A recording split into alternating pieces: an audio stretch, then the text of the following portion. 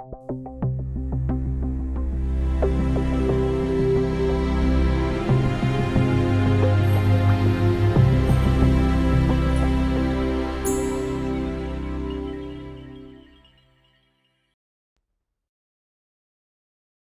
buenas tardes, gracias por venir. Estamos todavía estudiando el curso que se llama La Doctrina de Dios y estamos estudiando cómo Dios se revela a través de sus atributos. En este momento estamos estudiando el tema número 6 y ya hemos presentado varios atributos, pero en esta clase vamos a seguir y vamos a empezar con el atributo que se llama la constancia de Dios, o en términos filosóficos este atributo se llama inmutabilidad. Pero antes de meternos en este material, vamos a orar. Gracias, Padre, por darnos esta oportunidad de estudiarte a ti, pero que no sea solo un ejercicio académico, porque de verdad deseamos conocerte. Te pedimos que tú nos reveles a través de tu palabra. Ayúdame a enseñar bíblicamente, guiado por el Espíritu Santo, y para la edificación de los alumnos y últimamente para la edificación de tu iglesia y para la expansión de tu reino. Todo esto te lo pedimos en el nombre y por la gloria de Cristo. Amén. Muy bien, en este momento vamos a considerar el atributo que se llama inmutabilidad o constancia. Voy a empezar con algunos textos bíblicos, pero una definición en la cual vamos a enfocar es más que nada fidelidad, porque cuando estamos hablando de inmutabilidad, estamos diciendo que podemos confiar en nuestro Dios, porque Él no cambia en su naturaleza y no cambia en ningún atributo, siempre es fiel. Aquí dice la Escritura, si no voy a leer todas las que se encuentran aquí, estamos en página 49 de las guías. Y en Salmo 102, la última parte, del versículo 27, dice así, versículo 27, pero tú eres siempre el mismo y tus años no tienen fin. También en Malaquías 3:6 vemos esas palabras de Dios mismo. Yo, el Señor, no cambio. Por eso ustedes, descendientes de Jacob, no han sido exterminados. Y en Santiago, capítulo 1, versículo 17, encontramos estas palabras del apóstol. Toda buena dádiva y todo don perfecto descienden de lo alto, donde está el Padre que creó las lumbreras celestes, y que no cambia como los astros, ni se mueve como las sombras. Muy bien. Vamos a tocar dos objeciones. La primera se encuentra en la confesión de fe, o una confusión, mejor dicho, se encuentra en la confesión de fe, donde dice que nuestro Dios es un Dios sin pasiones. Bueno, de inmediato uno me podría decir, bueno, vemos en la Biblia evidencias de varias emociones de Dios: amor, odio, gozo, disgusto, y es la verdad. Pero cuando los teólogos pusieron esto o esta palabra, este término en la confesión de fe, estaban tratando de proteger este atributo que se llama inmutabilidad. Ellos razonaban filosóficamente, si Dios expresaba emociones, eso implicaría un cambio.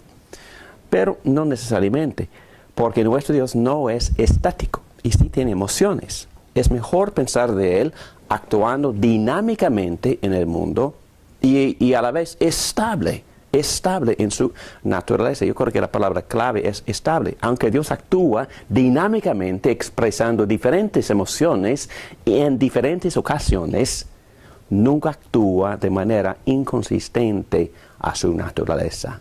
Ningún cambio se ve en sus propósitos ni en ningún atributo. Bueno, quisiera también ir a otra objeción, porque varias personas podrían decir, bueno, vemos Dios arrepintiéndose en la Biblia. Y sí, hay ocasiones en las cuales Dios advierte y la gente se arrepiente, y luego el texto dice que Dios también se arrepintió. Voy a mencionar o leer uno de estos ejemplos que se encuentra en el profeta de Jonás, el capítulo 3, donde el rey de Asirio se había arrepentido, y al ver Dios lo que hicieron, es decir, se habían convertido de su mal camino, cambió de parecer y no llevó a cabo la destrucción que les había anunciado. En otras palabras, Dios había dado esta advertencia, pero los asirios se arrepintieron, y el texto dice que Dios cambió de parecer y no llevó a cabo la destrucción que les había anunciado. Bueno, me gustaría leer algunos comentarios de algunos teólogos muy conocidos. Primero, quisiera leer lo que dice Luis Berkhof con respecto a la inmutabilidad de Dios y con respecto a este tipo de texto donde aparentemente Dios está cambiando, por lo menos de parecer. La inmutabilidad de Dios no significa que no existe ningún tipo de cambio en Dios, sino que Dios no cambia en sus perfecciones, en su naturaleza, en su carácter, ni en sus propósitos, ni en sus planes, ni en sus conocimientos, ni en principios morales. No cambia, nunca cambia su voluntad. Todas estas cosas siempre quedan para siempre lo mismo. Puesto que Dios es perfecto, ni madura, ni deteriora. Bueno, son las palabras de Luis Berkhof. Y también lo que este atributo inmutabilidad no implica es inmovilidad. Es precisamente en esta área donde emergen las objeciones. Dios es un Dios de acción y está constantemente interactuando con sus criaturas. Dios se involucra en varias relaciones con su pueblo. En este contexto, o en el contexto donde existen estos aparentes cambios, hay cambios constantes alrededor de Dios. Respondiendo a estos cambios, Dios cambia su relación con el hombre, pero no hay cambio en su esencia, en sus atributos, sus propósitos, sus motivos, ni en sus promesas. Por ejemplo, cuando las Escrituras hablan de Dios arrepintiéndose o alterando su relación con los pecadores cuando se arrepienten, esto es solo un antropomorfismo. En realidad, el cambio no está en Dios, sino en el hombre y en la relación del hombre con Dios. Bueno, el punto de vista bíblico es que Dios es un Dios activo y no inactivo. La idea es que Dios no es estático, pero estable. Él es activo y dinámico, pero de tal manera consistente con su naturaleza. Se puede depender de Dios a ese punto. Nosotros podemos confiar en Dios, se puede confiar en sus promesas, como dicen muchos textos. Entonces, yo les animo a los alumnos que busquen también los comentarios del teólogo Wayne Grudem en su teología sistemática, porque él presenta 2 páginas de explicaciones contestando la pregunta, ¿cambia Dios de parecer? Algunas veces toca el ejemplo de Saúl, donde Dios dice que él se había arrepentido de nombrarlo rey. Toca el ejemplo de Génesis 6:5, donde Dios se arrepintió por haber hecho el hombre. Pero explica de esta misma forma, Dios sí está cambiando cuando el hombre cambia, pero no está cambiando en su esencia, su propósito, su motivo, ni en sus promesas. Dios siempre es el mismo Dios, ayer, hoy y para siempre. Bueno, solamente quería mencionar la parte de Génesis 6, donde Dios dice que se arrepintió haber creado al hombre. Puedo darme cuenta que Él se arrepiente, pero su pacto sigue firme porque dejó a Noé y su familia vivos, Exacto. porque él hizo una promesa. Claro. Ok, el mundo estaba tan perdido, tan malvado, que él se arrepiente pero él sigue intacto en su pacto y en su promesa. Correcto. Dejando a ellos vivos, ¿no? Y yo creo que estas dos objeciones van juntas. Por ejemplo, los que se preocupan por ver que Dios sí tiene emociones. Sí, Dios tiene emociones. Y Dios expresa sus emociones. Y en este texto, en Génesis 6:5, Dios está expresando lamentación, lamento, tristeza fuerte, grande, porque el hombre es un gran, desánimo para él en este momento. Y en verdad no tenía ninguna intención, es imposible que él volviera a no crear al hombre. Eso es una expresión además de su tristeza profunda. Y por supuesto, como has dicho bien claro, Dios sí sigue con sus promesas. Y aun cuando Él advierte a su pueblo a que se arrepienta, y cuando Él está diciendo, te voy a destruir, te voy a castigar, voy a traer a los asirios, voy a traer a Babilonia, voy a disciplinarles. Pero cada vez que la gente se arrepiente, Dios deja de ejecutar ese tipo de disciplina. Pero en ningún tipo de intercambio entre Dios y su pueblo implica un cambio en la esencia, promesa, decreto, atributo, promesa de Dios. Dios es inmutable en su ser, en su esencia. El siguiente atributo que consideramos es el muy conocido: Dios es todopoderoso. Cuando pensamos de Dios, pensamos en Dios de amor y también en un Dios de poder. Bueno, el poder de Dios es infinito y por eso la palabra todopoderoso. Y es muy interesante que ya hemos aprendido que los nombres de Dios también tienen muchísimo significado. Y normalmente, o muchas veces mejor dicho, en las Escrituras, cuando los profetas y apóstoles nos hablan del poder de Dios, usan el nombre El Shaddai. El Shaddai quiere decir, el Señor Todopoderoso. Y vamos a ver que en algunos textos, para mí es muy impresionante los ejemplos que se encuentran en la Biblia del poder de Dios. Cuando yo pienso del poder de Dios, normalmente yo pienso en volcán o en huracán o en terremoto o una tormenta fuerte. Pero la Biblia también menciona las cosas milagrosas que son prácticamente invisibles, tal como cuando Abraham y Sarai pudieron concebir, cuando Sarai pudo concebir por un acto directo, todopoderoso de Dios. También se menciona el Shaddai, el Dios todopoderoso, actuó para hacer ese milagro.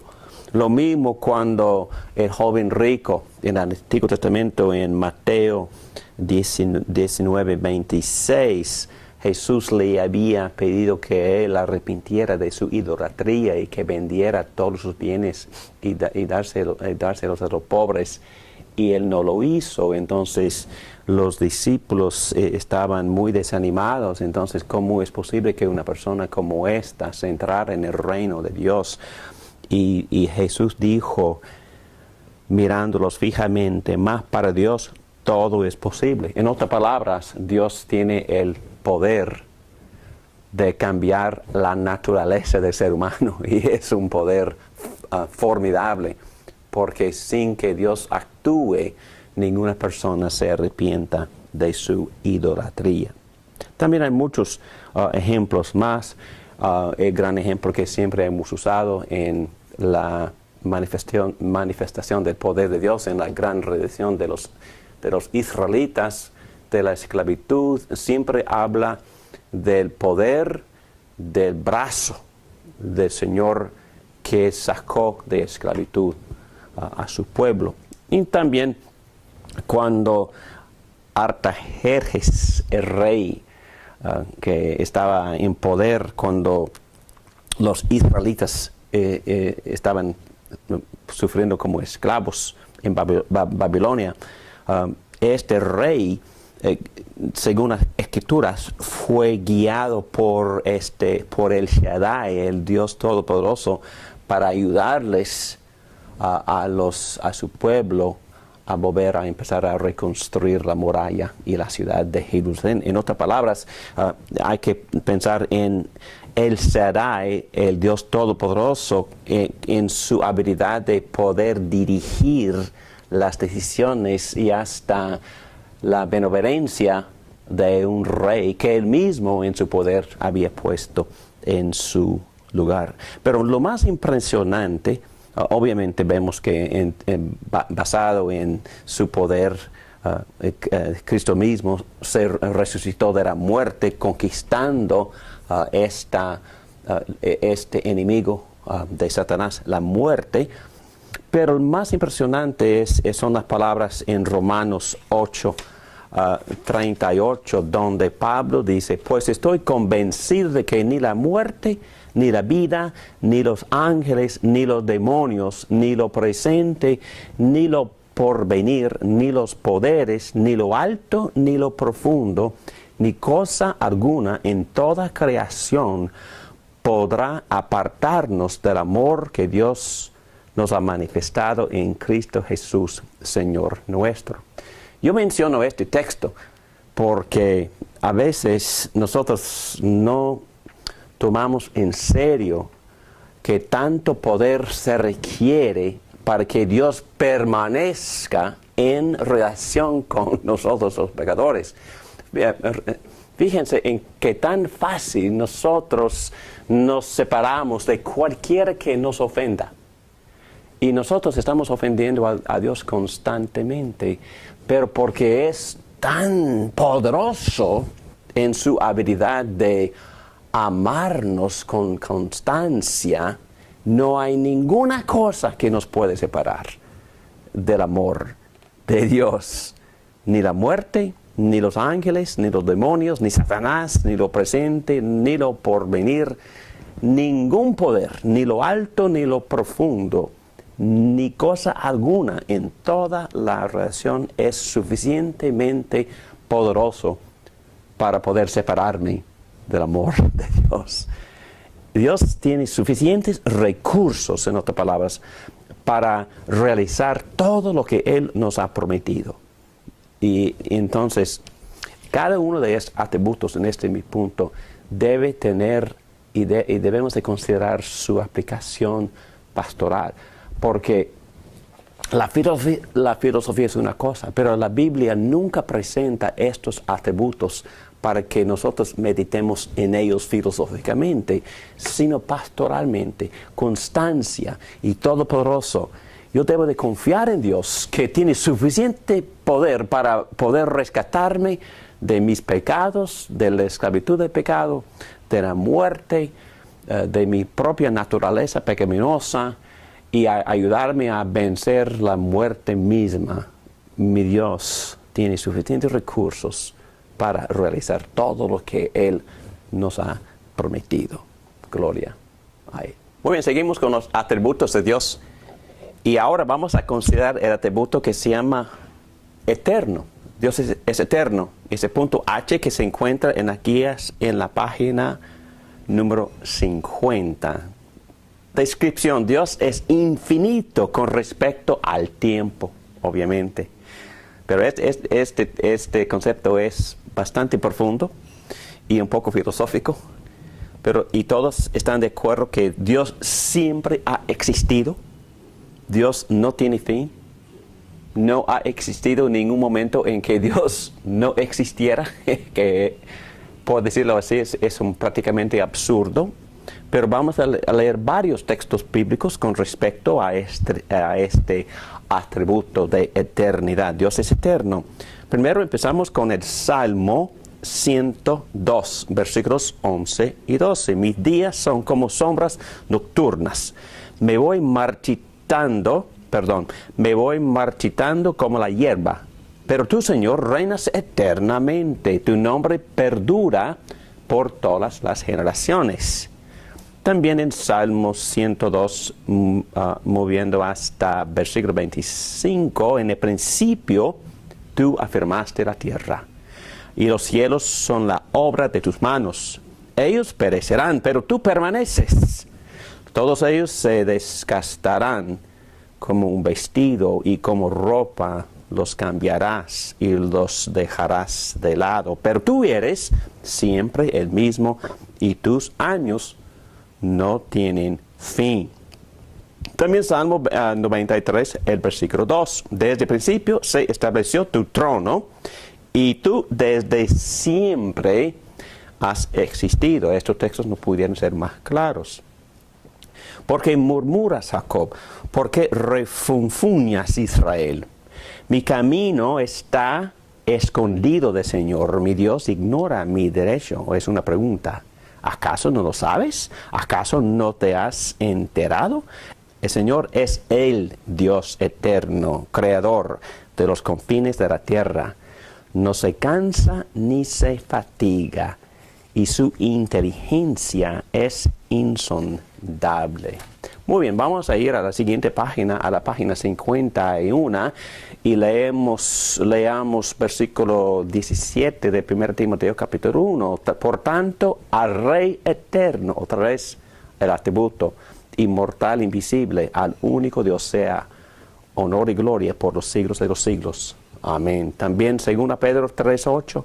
Pero no olviden, queridos hermanos, que para el Señor un día es como 1000 años como un día. Bueno, todos estos textos afirman este atributo, que Dios es un Dios eterno y Dios es infinito en su eternidad. Bueno, eso también hace que surjan varias preguntas, y voy a armar la conversación así. ¿Recuerdan ustedes que nosotros empezamos hablando de Dios en términos de su trascendencia y de su inmanencia? Yo creo que debemos de pensar de este atributo en estos términos, porque hay teólogos que enfatizan tanto la trascendencia de Dios que prácticamente no tienen nada que ver con el tiempo, Dios. Pero hay otros que insisten que no, Dios, por ser inmanente, siempre está involucrado con nosotros. Somos nosotros que somos limitados por el tiempo, también Dios entra en el tiempo y actúa actúa con nosotros en el tiempo. Bueno, por favor, que tenga paciencia con estos conceptos. Voy a tratar de explicar lo que es el punto de vista atemporal, se llama atemporalismo, que enfatiza tanto la trascendencia, y también el punto de vista temporalidad infinita, o se llama temporalismo. Entonces, un lado enfatizan tanto que Dios no tiene nada que ver con el tiempo, y el otro lado enfatizando mucho que Dios entra y participa en secuencias de tiempo con nosotros, sus criaturas. Muy bien, vamos a considerar naturaleza eterna o atemporal, desde el punto de vista atemporal o atemporalismo. Ellos dicen, Dios está completamente fuera de tiempo. El tiempo no tiene nada que ver con Dios y no hay secuencia con Dios. El hombre existe en el tiempo, Dios existe en la eternidad. Para Dios, el pasado, el presente y el futuro son iguales. Muy bien, este punto de vista se llama atemporalismo. Otro punto de vista se llama temporalismo o temporalidad infinita. El tiempo sí se aplica a Dios, dicen ellos. Hay secuencia con Dios, entonces Él tiene que pensar secuentemente y actuar secuentemente con sus criaturas. Dios sí conoce el futuro, pero no de la misma manera que Él conoce el presente. La eternidad sin tiempo, dicen ellos, es incoherente. Argumentos. Atemporalismo hace imposible que Dios obre en el mundo. 2. La noción de una persona sin tiempo es incoherente, dice ellos. La idea de sin limitación de tiempo no es concepto bíblico. sino la palabra griega debe traducirse siempre o las eras, o en las eras de las eras. Y es correcto. En griego, en el Nuevo Testamento, en verdad no se encuentra esta frase que siempre usamos, vida eterna. Lo que se encuentra es vida de las eras, de las eras. Entonces, vida que continúa era tras era tras era. Ese es el concepto que encontramos en el Nuevo Testamento. Bueno, la respuesta atemporal al temporalismo. Dicen ellos, atemporalismo, el tiempo, para ellos el tiempo es irrelevante para Dios. Temporalismo, dice, Dios está en el tiempo. Atemporalismo, Dios no es una criatura sujeta al tiempo, y el tiempo es una creación. El tiempo empezó a existir cuando Dios creó el universo. Y esa es verdad, porque el tiempo es una creación, el espacio es una creación, lo material es una creación, lo espiritual en cuanto a los espíritus, el espíritu del ser humano y el espíritu de los ángeles son parte de la creación. Y en verdad no tenemos que complicarnos mucho o pensar mucho en todo esto, porque la resolución para el problema será así. Ambos son parcialmente correctos, es decir, los que enfatizan que Dios es trascendente, atemporalismo también tiene sentido, y también los que enfatizan temporalidad infinita también tienen la razón. Atemporalismo dice Dios es soberano sobre el tiempo y no una parte del orden creado. ¿Sí? En su trascendencia Dios está más sencillo, separado, distinto, aun distinto al tiempo, a los que tenemos que vivir en el tiempo. Pero también temporalismo, ellos tienen la razón, es correcto decir que Dios actúa en el tiempo. Nosotros lo experimentamos en el tiempo. Pero también es correcto decir Dios está fuera del tiempo, Dios está más allá del tiempo y todavía trabaja en el tiempo. Los dos son paralelos, el tiempo y el espacio. Dios existe fuera de ambos, Dios entra y actúa en ambos. Bueno, es que quizás estos conceptos no se pueden explicar mejor, pero tenemos que estar contentos por entender que en su trascendencia Dios está fuera del tiempo. El tiempo es una creación, pero también Dios tiene poder y sí entra en el tiempo y actúa y interactúa con nosotros, sus criaturas.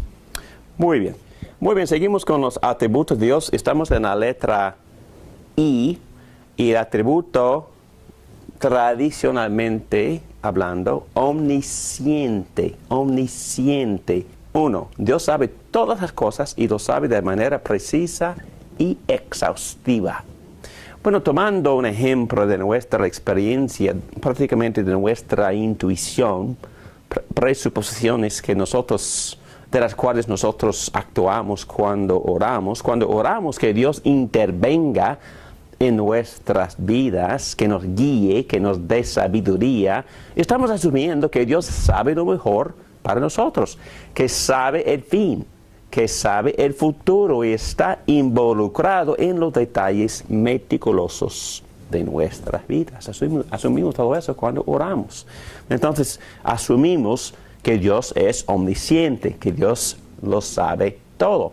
De todos modos, vamos a ir a las Escrituras y vamos a ver letra A, página 52, el conocimiento de Dios comparado con el de los humanos. Isaías 46, versículo 9, dice así: recuerden las cosas pasadas, aquellas de antaño. Yo soy Dios, no hay ningún otro. Yo soy Dios, no hay nadie igual a mí. Yo anuncio el fin desde el principio, desde los tiempos antiguos, lo que está por venir. Yo digo, mi propósito se cumplirá. Yo haré todo lo que deseo.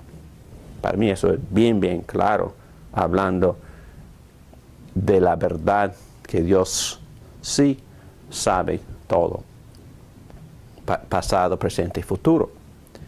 Isaías 55, el versículo 9. Mis caminos y mis pensamientos son más altos que los de ustedes, más altos que los cielos sobre la tierra. Y cuando nos profundizamos en este tema, vamos a ver que es prácticamente imposible entender lógicamente cómo estas verdades pueden ser verdades, porque Dios piensa mucho mejor y mucho más alto de lo que nosotros pensamos. La letra B dice el conocimiento íntimo y absoluto que Dios tiene de nosotros. Hemos visto en varias ocasiones lo que el salmista dice en Salmo 139, versículos 1 a 5. Señor, tú me examinas, tú me conoces, sabes cuándo me siento y cuándo me levanto. A una distancia me lees el pensamiento. Mis trajines y descansos los conoces. Todos mis caminos te son familiares. No me llega aún la palabra a la lengua cuando tú, Señor, ya la sabes toda. Tu protección me envuelve por completo, me cubres con la palma de tu mano. También Job 28, versículo 25 dice, cuando él establecía la fuerza del viento y determinaba el volumen de las aguas. Job 37, versículo 16, ¿sabes cómo las nubes maravillas del conocimiento perfecto se mantienen suspendidas? Y también esta verdad que me da mucho ánimo, que aunque nuestro corazón nos condene, Dios es más grande que nuestro corazón y lo sabe todo.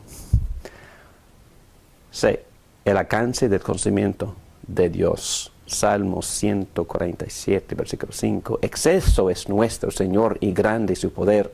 Su entendimiento es infinito. D, el conocimiento de Dios del futuro.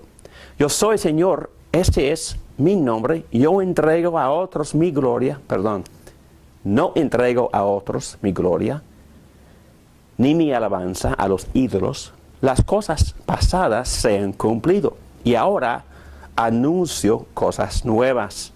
Las anuncio antes que sucedan. Y también seguimos con Mateo 11, versículos 21 a 23. Ay de ti, Corazín, ay de ti, Betsaida, si hubieran hecho en Tiro y en Sidón los milagros que se hicieron en medio de ustedes, ya hace tiempo que se habrían arrepentido con muchos lamentos. Pero les digo que en el día de juicio será más tolerable el castigo para Tiro y Sidón que para ustedes. Y tú, Capernaum, ¿acaso serás levantada hasta el cielo? No, sino que descenderás hasta el abismo. Si los milagros que se hicieron en ti se hubieran hecho en Sodoma, esta habría permanecido hasta el día de hoy. En otras palabras, por hablar así, Jesús está indicando que tiene perfecto conocimiento de todo lo que pasó en el pasado, está presente en el presente, pero también está hablando del día de juicio. Entonces, Jesucristo en ese momento está exhibiendo este atributo divino de la omnisciencia. Él, como un ser divino, lo sabe todo. Bueno, ya hemos dicho cosas quizás hayan causado ciertas dudas, porque el tema de previo conocimiento sí es un poco espinoso para muchos, y hay personas que tratan de explicar de otra forma lo que nosotros llamamos previo conocimiento, o quizás más filosóficamente presciencia, pero es más personal hablar de los conocimientos previos de Dios. Vamos a empezar así. La Biblia afirma tanto el conocimiento de Dios sobre el futuro como nuestra responsabilidad por nuestras acciones. Entonces vamos a ver esto en varios textos. Lo que estamos afirmando desde el principio son dos cosas. Dios sí sabe el futuro, pero los conocimientos de Dios acerca del futuro nunca nos quitan a nosotros ninguna responsabilidad, porque somos responsables por nuestras acciones. Los planes de Dios, el previo conocimiento de Dios y también sabiendo que Dios sabe el futuro, eso tampoco está en conflicto con mi responsabilidad. Vamos a ver varios textos. Siempre he escuchado las personas que todavía no conocen a Cristo que Judas Iscariote, que él fue uno de los grandes apóstoles, se está escuchando mucho ahora, porque él tuvo un papel muy importante, porque como Dios tenía que cumplir, es como un poco absurdo, pero como lógico para ellos, ¿no? Uh-huh. Porque ellos piensan de que si eso se tenía que cumplir, Uh-huh. entonces las personas ya no tienen responsabilidad, Uh-huh. Uh-huh. porque ya estaba predicho, ya estaba anunciado desde que todo lo que le iba a pasar a Cristo. Entonces esas personas nacieron para que se cumpliera lo que Jesucristo había dicho. O sea, no tienen ninguna responsabilidad, porque nacieron para que se cumpla la palabra. Entonces hay muchos que ahora en estos tiempos están diciendo eso. Bueno, me imagino que desde siempre eso ha sido la protesta y la forma en que tú lo expresaste es precisamente el aparente conflicto. Y vamos a meternos ahora mismo en ese asunto, pero voy a empezar por decir que la Biblia sin vergüenza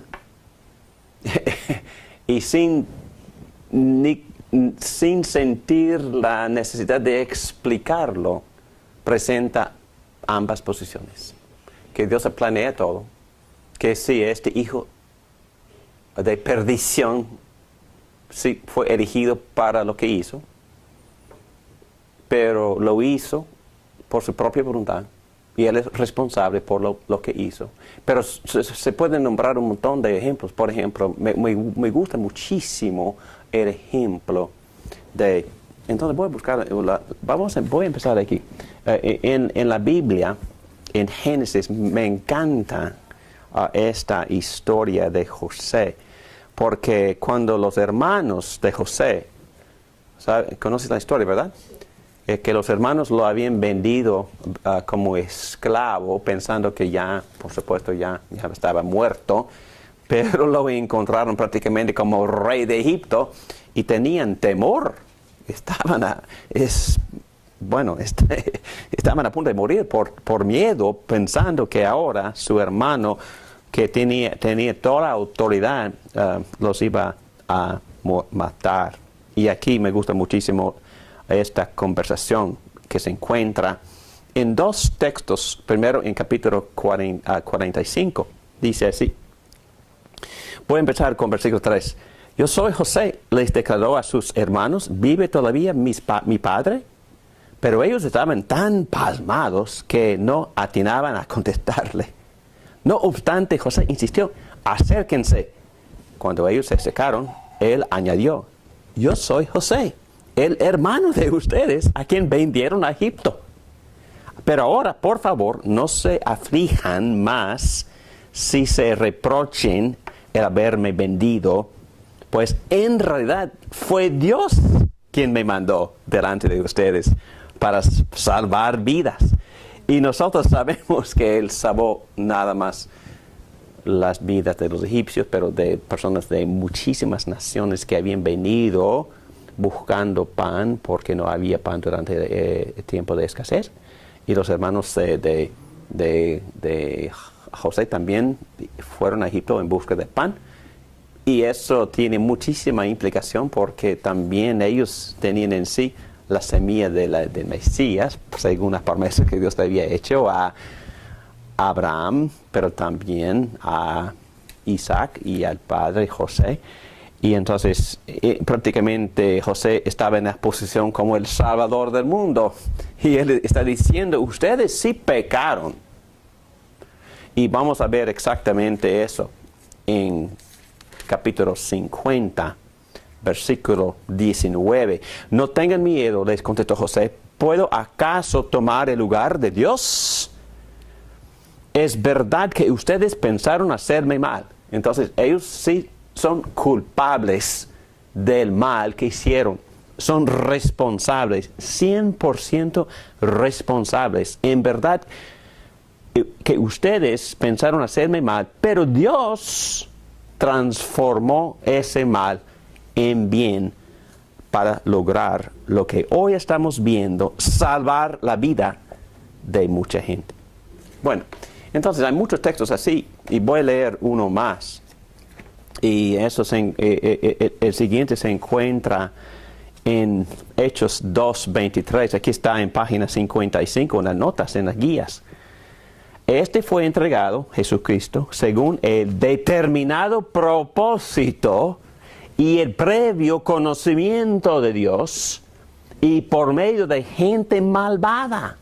Ustedes lo mataron clavándolo en la cruz. Entonces, ¿quiénes tienen la culpa? Los que clavaron a Jesús en la cruz. También los judíos que insistieron en que los romanos lo crucificaran.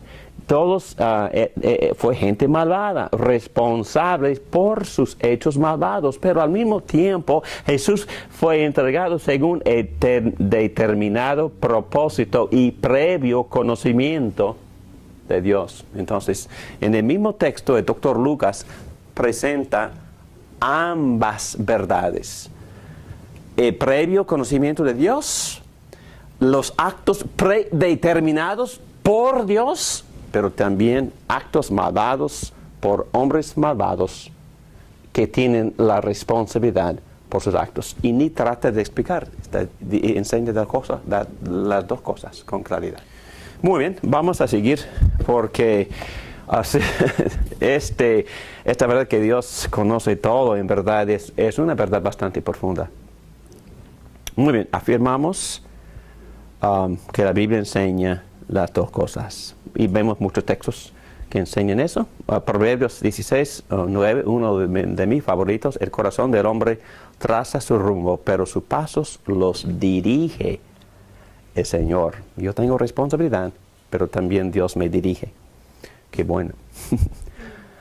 Y vamos a ver más adelante en las clases sobre la providencia de Dios. Vamos a profundizarnos, aquí no, pero vamos a profundizarnos en lo que los teólogos llaman concurrencia. Concurrencia. En todos los actos Dios está involucrado, Dios está participando, pero yo también estoy participando. Concurrencia, son dos agentes, Dios y yo. Y Dios hace su parte y Él guía de tal manera que su plan se cumpla, pero yo estoy participando también, tomando acciones basado en decisiones que yo estoy tomando, pero a la vez Dios está actuando para guiar todo hasta el fin que Él desea. ¿Y puedo explicarlo? No lo puedo explicar, pero la Biblia sí lo enseña. Hay muchos textos así en Daniel capítulo 4. Voy a empezar aquí abajo porque quizás ya conocen la historia de Nabucodonosor, que se arrepintió, y aquí dice en la última parte del versículo 34, su dominio es eterno, su reino permanece para siempre, ninguno de los pueblos de la tierra merece ser tomado en cuenta. Dios hace lo que quiere con los poderes celestiales y con los pueblos de la tierra. No hay quien se oponga a su poder, ni quien le pida cuentas de sus actos. Ya hemos leído Hechos 2, pero Efesios capítulo 1, versículo 11 también es muy claro. En Cristo también fuimos hechos herederos, pues fuimos predestinados según el plan de aquel que hace todas las cosas conforme al designio de su voluntad. También el libro de Hebreos, y estamos en la página 55 en las guías, Hebreos 13:21, que Él los capacite en todo lo bueno para hacer su voluntad, y que por medio de Jesucristo Dios cumpla en nosotros lo que le agrada. A Él sea la gloria por los siglos de los siglos.